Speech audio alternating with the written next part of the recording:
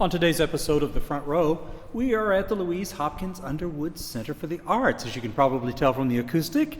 And we're here visiting with Lindsey Maestri, who is the executive director here at LHUCA, and Taylor Ernst, who is the curator of LHUCA. The two really important people. Thank you for taking the time to be with us on the show today. Thank you for having us. Thanks for coming over here.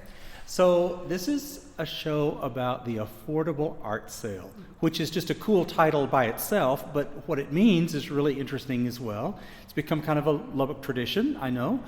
Lindsey, give us just a little bit of background on the affordable art sale. So the affordable art sale is a way that we develop to help people or to encourage people to buy local art. That is the big mission of the affordable art sale. And putting that word affordable in the title, we wanted people to understand that you can own local handmade art to put into your house. So that's really the history and the concept behind How it. long has this been going on? 7 years. 7? Yes. Wow. Yes. So 7 years. So when I came to LHUCA, we were looking at some ways to bring in some new fundraisers. And this is actually a fundraiser that I did at an art center I was at in Kentucky. And so I just borrowed it from the Iser Art Center in Kentucky, and we pulled it right over. But we knew that the Lubbock audience was ready for it and that they would love it. Sounds great. We've got 7 years of experience, which is great. Part of that, I guess, is soliciting the art itself. Taylor, how do you do that? So we kind of do an open application call. I do have some artists that year after year apply, and I'm always happy to see their application. But we really open it up to every local Lubbock artist that we can. This year we have our largest number. We have 37 artists that are going to be on Saturday. It's a tight squeeze in there, but the variety that these artists brings and their homemade goods, their homemade artworks are just so incredible. They make incredible Christmas gifts. We're really excited for it, and I know the artists are excited as well. Well, that's great. 37. That's 37, terrific. yes. Yeah. It's our biggest number, yeah. Right. So. No, that's wonderful. And I assume that they get something out of it as well for their art, I'm sure, right? Yes, Yeah. and so LHUCA handles all the sales, and so you don't have to worry about paying the artists individually. But we do a giant cash wrap at the end where you just pick out what you want. We take the stickers off, we wrap it up for you in some paper, and yeah, you get to take it home and gift it. Oh, that's terrific. Yeah. Yay. Now, with 37 artists, Yes. that's a lot of art. Where do you put it? Here at LHUCA? So no, it's at our ice house. It's 511 Avenue J, and it's right behind our main building. It's the white building that's behind our main building with ice cubes in front of it. And so you really can't miss it. We'll have cars out front all day long, and it's 9 to 3 on Saturday. Right. This coming Saturday, 9 to 3. Yes, November Great. 29th. Right. You get rid of the Thanksgiving time and move just right into gift giving. That's wonderful. Well, and it's a great way when your family's in town for a fun activity for you to come out with your family or your mother-in-law and leave the boys at home to watch the football game, and then you and your mother-in-law, sister-in-law, sister, mom can come out and shop and get your holiday shopping done. Right.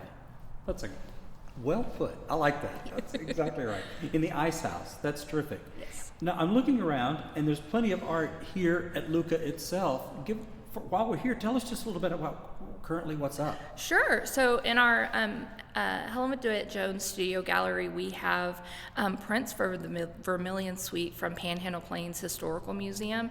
Unfortunately, earlier this year, they had to shut their doors due to life safety concerns in their institution, and so they're currently not open to the public. And so I met the curator, Dina Craighead, last year, and I said, I'd love to work with you someday, and I didn't know it was going to be this soon. But this is just a really fun way for us to support them and to get the artwork out into the public where it can be seen since their institution's closed right now. That's wonderful. Yeah. For everybody. I mean, for them, for y'all, for the art. Yes. That's a win for everything. Right? Well, in some of these prints, you'll notice if you come in, you'll see that some are framed and some aren't framed. And so the unframed pieces are pieces that have never actually been shown in public before.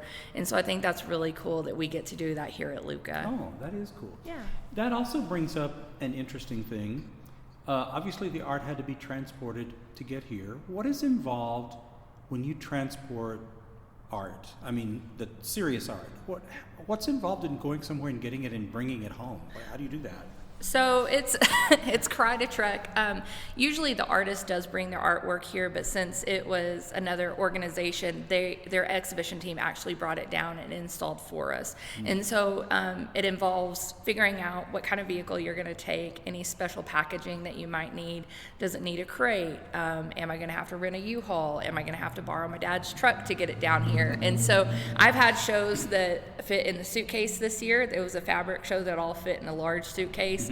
To things being dropped off by FedEx that are massive boxes and massive tubes. So it just kind of depends on what the exhibition is. Because I'm just imagining for a layperson, the idea of works on canvas that are, painting or something like that, I would be at a total loss as how to do something like that. So in the main gallery, that's a good example of artworks on canvas that have to be transported. And so luckily the artist that had their artworks on canvas in the main gallery was moving from Houston to Salt Lake City at the time. And so had a U-Haul already at his disposal. But he will have to rent another U-Haul. And it depends on the size of the canvas as well, because some canvases, if they're like 24 by 24 or 36 by 36, you can easily fit them in the back of an SUV or a larger car.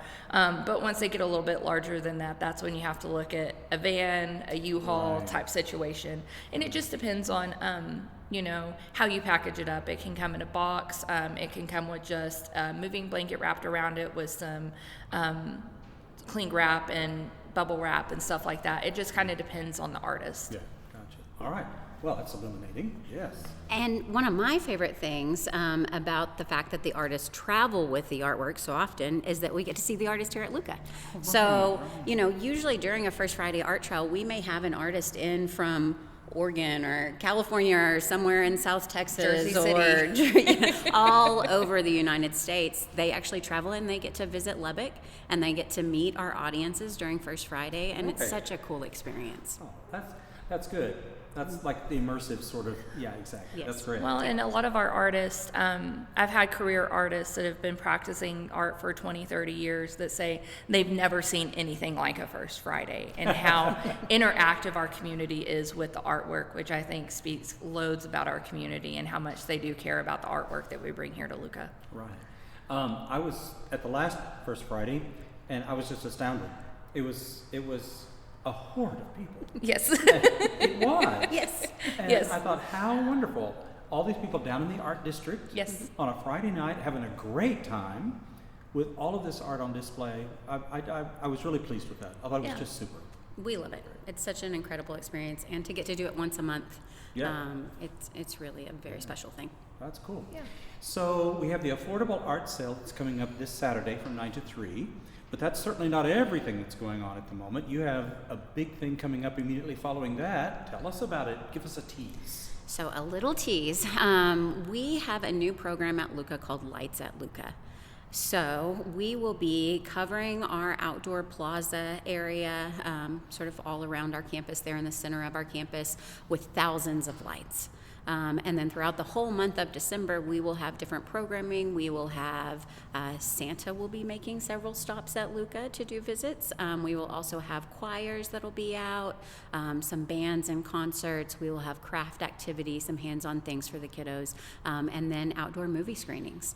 So we have a full events calendar on our website. If you just go to LHUCA.org, you can find all the information about that really fun new program that we have coming up. Wow, that's a lot of stuff, a lot of things. It's a full calendar for sure, but we're really excited to be able to be a part of the holiday tradition here in Lubbock. Excellent. Well, I'm going to want to come back and unpack that a little bit more in detail. We definitely can. That would be great. I would love to do that. Taylor, tell us once again, affordable art sale details. Affordable Art Sale details this Saturday, November 29th at 511 Avenue J from 9 a.m. to 3 p.m. We encourage you to bring your family and get your holiday shopping done. You're going to be supporting over 37 local artists and their families that reinvest that money back into our community. And get some wonderful, unique, personalized art that, I've never given a piece of art and someone was like, gee, I wish I got something from a big box store. Right. Yeah, so it's just a really cool opportunity to get some Christmas shopping done. Find a really unique gift for that person that's really hard to shop for in your life. That's a great advice. Yeah. I love that. Wonderful. Taylor Ernst is the curator here at LHUCA, and Lindsey Maestri is the executive director here at the Louise Hopkins Underwood Center for the Arts. Thank you both so much for being our guests on the show today. Thank you, Clint.